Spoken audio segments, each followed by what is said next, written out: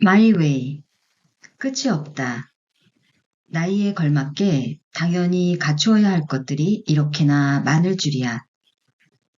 우리 사회엔 이 나이면 이 정도는 하고 살아야 한다는 인생 매뉴얼이란 게 존재한다. 실제로 그걸 본 사람은 아무도 없지만 모두가 그걸 알고 있다. 그리고 거기에 맞춰 살려고 노력한다. 그렇게 살지 않으면 불안하니까. 나만 뒤처지는 것 같으니까. 어릴 때는 그 매뉴얼의 압박이 크지 않았다. 무궁무진한 가능성을 지닌 시기고 앞으로가 기대되니 지금 당장은 많은 걸 못 가져도 괜찮다는 분위기였다. 그러나 어느 정도 나이를 먹고 나면 세상의 눈은 매정하게 바뀐다. 그 나이 먹도록 뭐 했니? 라는 식이다. 그러게 저는 뭘 했을까요? 뭐? 아직 결혼 안 했어? 우리 나이면 벌써 결혼해서 애도 있어야지. 아직도 월세야? 우리 나이면 요 정도 평수 아파트 하나 사야지. 집값 오르면 대출금 한 방에 갚을 수 있어. 차도 없다고? 우리 나이면 소형차는 좀 그렇고 요 정도급 차는 있어야지. 회사도 그만뒀다고? 말이 좋아 프리랜서지. 백수나 마찬가지야. 회사 다녀. 우리 나이면 요 정도 연봉은 벌어야지. 보험도 없어? 우리 나이면 실비보험 하나 정도는 있어야지. 그런 인생 매뉴얼은 어디서 받아오는 거냐? 구청 가면 주는 건가? 매뉴얼의 목록을 하나도 클리어하지 못한 나는 나이값을 못하는 게 분명했다. 앞으로 나이를 먹으면서 갖추어야 할 것들이 더 늘어날 텐데 50대가 되고 60대가 되어서도 난 얼마나 나이값을 못하고 있을까? 나는 이 나이에 결혼도 안 하고 월세에 살고 자동차도 없지만 불편하거나 비참하지 않다. 문제는 사람들이 나를 그렇게 본다는 것이다. 정작 나는 괜찮은데 사람들이 나를 불쌍하게, 한심하게 보니 나 좀 비참해지려 한다.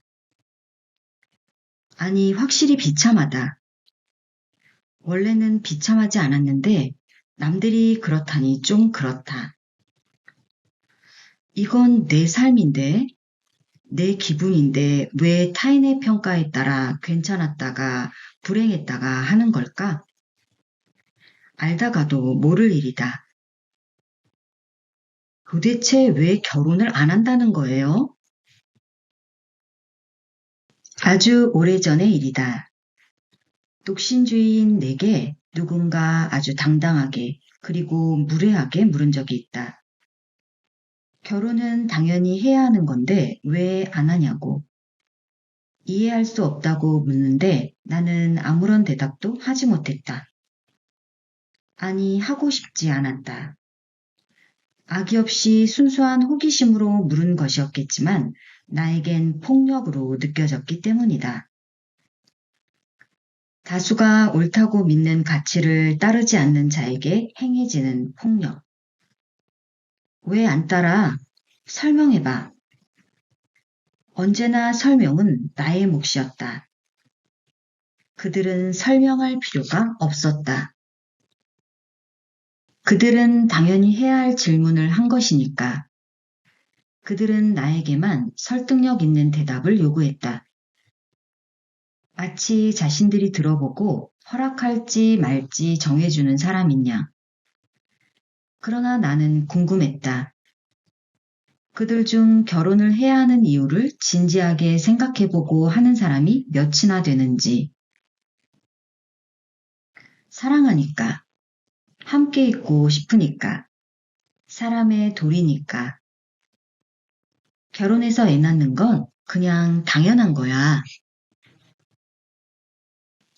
내가 보기에 그들의 이유도 그다지 설득력 있어 보이진 않는다. 왜 결혼을 당연한 것으로 생각하는 걸까? 결혼은 필요 때문에 생겨났다. 나는 필요하지 않아서 안 하겠다는 건데 왜 합리적인 이유를 대라는 걸까?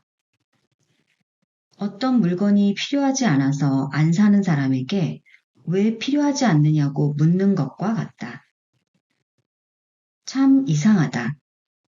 부모, 가족, 친척, 친구, 선배, 직장 동료 모두 하도 물어보는 통에 귀찮아서 그냥 결혼해버릴까 고민한 적도 있다.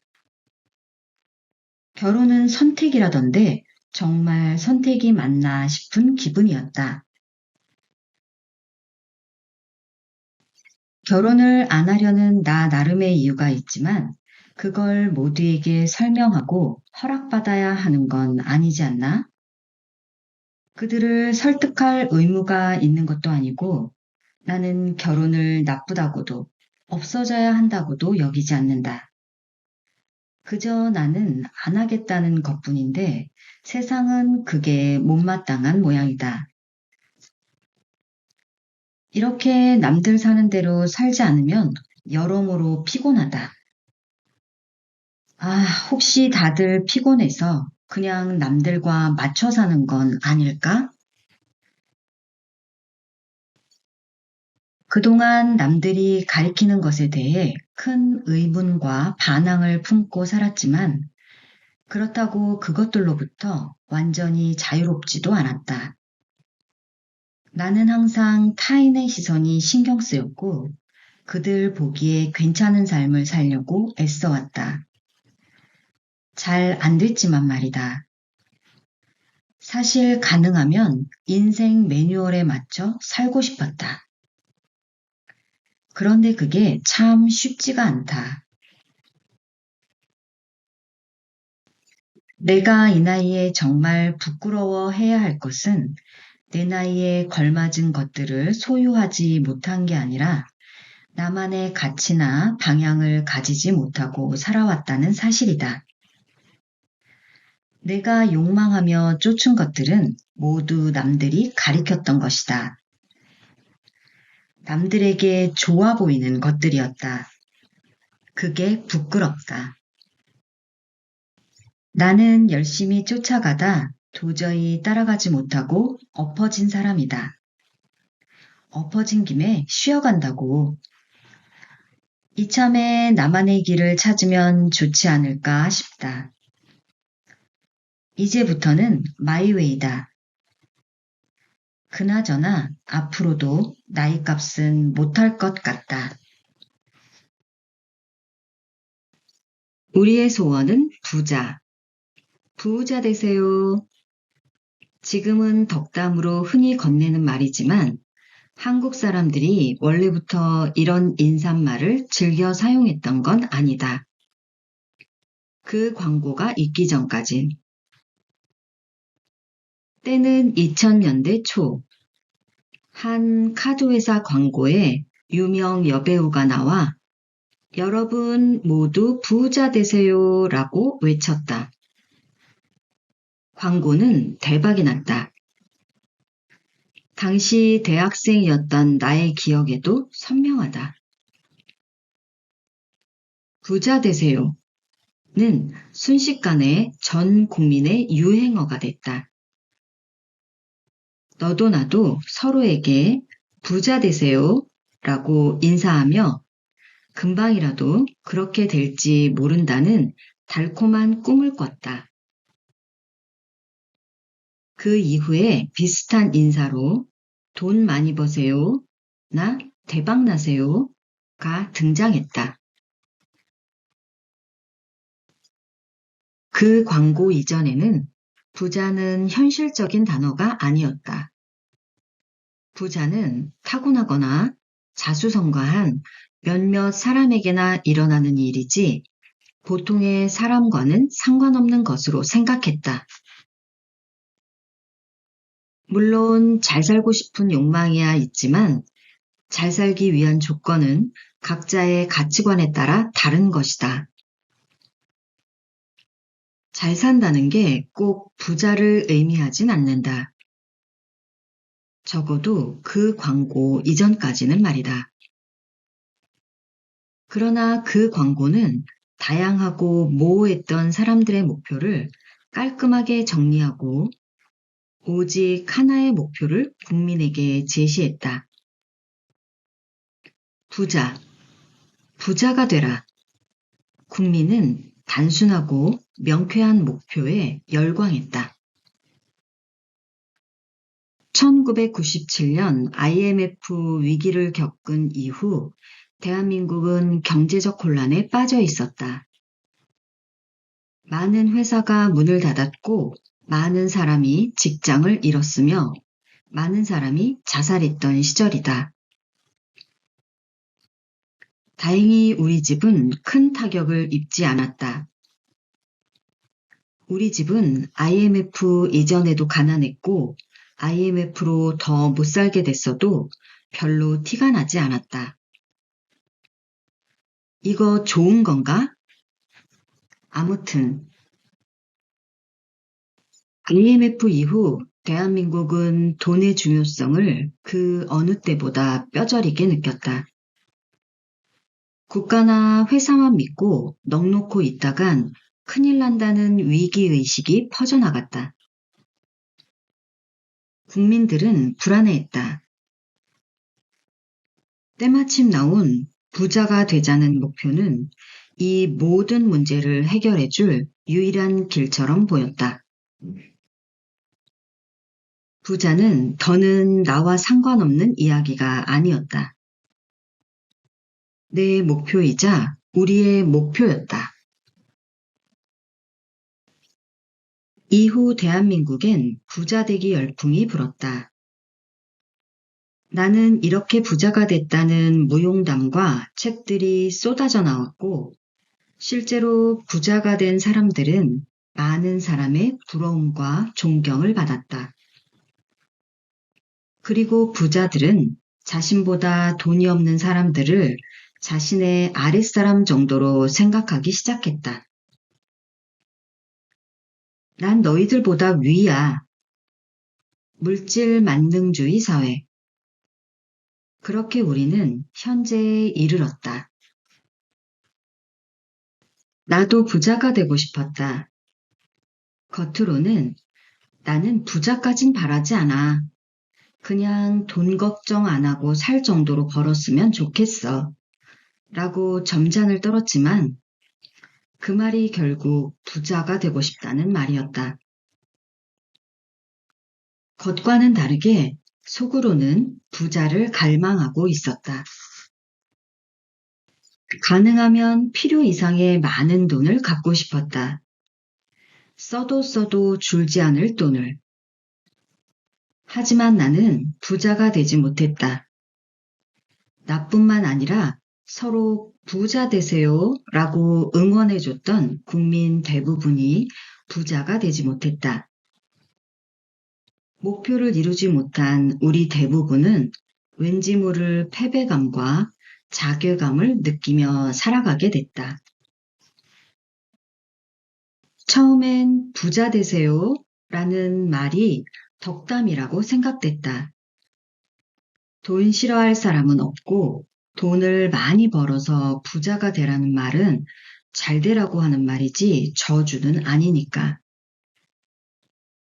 그런데 한편으로 생각하면 부자 되세요는 강요처럼 들린다. 꼭 부자 되세요? 부자가 안 되면 비참해져요. 부자가 제일 좋은 거예요. 다른 것은 별로 가치가 없어요. 라고. 오랜만에 만난 지인에게 요즘 에세이를 쓰고 있다는 말을 했더니 곧장 이런 질문이 날아왔다. 그거 하면 부자 되냐? 별뜻 없이 건넨 말이었겠지만 나에겐 이렇게 들렸다. 그거 돈은 많이 버냐? 많이 벌지 못하면 뭐하러 하냐? 그런 일은 아무 의미 없어. 라고. 에이, 이거 돈 못 벌어요. 그나저나 요즘 어떻게 지내세요? 대충 얼버무렸지만 씁쓸한 기분이 드는 건 어쩔 수 없다. 하지만 그를 비난할 수는 없다. 나의 마음도 그와 크게 다르지 않기 때문이다. 우리는 모두 돈이 최고인 물질 만능주의 시대를 살고 있다. 흔히 돈은 수단이어야 하지 그 자체가 목적이 되어서는 안 된다고 말한다. 그러나 우리는 오랫동안 돈이 목적인 삶을 살아왔다. 부끄럽지만 나도 그중 하나였다. 나는 늘 돈을 많이 벌고 싶었기에 내가 어떻게 살고 싶은지, 어떤 일을 하고 싶은지 같은 가장 중요한 질문들은 제쳐두고 돈을 많이 벌 수 있는 길을 쫓으며 살았다. 우선 돈부터 많이 벌면 나머지 문제들은 자연스럽게 해결될 거라 믿었던 것이다. 돈으로 안 되는 게 어디 있어? 돈만 있으면 하고 싶은 거 다 할 수 있는데. 이런 마음이었다. 뭐 좋다. 그런 생각으로 살아 돈을 많이 벌어 부자가 됐으면 다행이지만 그러지 못했다. 돈을 쫓으며 살았지만 돈은 좀처럼 내게 오지 않았다. 이제야 인정한다. 나는 돈 버는 능력은 좀 떨어지는 것 같다. 나는 이제 어떻게 살아야 할까? 어떻게 하면 부자가 될까만 생각하느라 정작 중요한 걸 놓치고 살아온 기분이다. 그래서 나는 부자 되기를 포기하기로 했다. 이제껏 애를 써봤는데 아무래도 부자가 되기는 글렀다. 나는 여기까지. 날 두고 먼저들 가게. 이제부터는 부자를 못하는 게 아니라 안 하는 거다. 나는 여전히 돈을 좋아하고 돈이 필요하지만 돈을 목적으로 살지는 않겠다. 돈이 목적이 아니면 이제 어떻게 살아야 할까? 어떤 일을 해야 할까? 어떤 사람이 되고 싶은 걸까? 수많은 질문에 답을 찾으려면 시간이 좀 걸릴 것 같다. 포기해야 비로소 보이는 것들이 있다. 그런데 포기하고 나니 아쉬운 마음이 드는 건 왜일까? 마치 조금만 더 노력하면 될 수 있었던 것처럼. 그냥 부자가 될 걸 그랬나? 아니다. 이제 안 해. 안 한다고. 정말이다.